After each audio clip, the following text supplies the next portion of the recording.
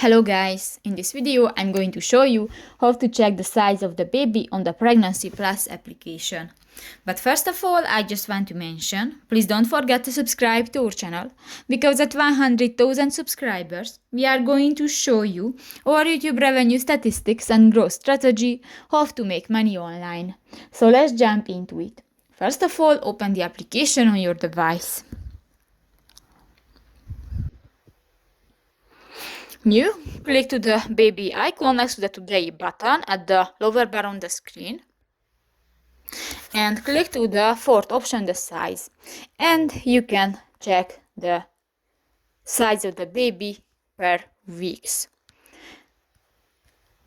And you can select different size, for example, fruit, animal, or sweet. And done. So that's pretty much it for this video, guys. See you in the next one. Bye bye.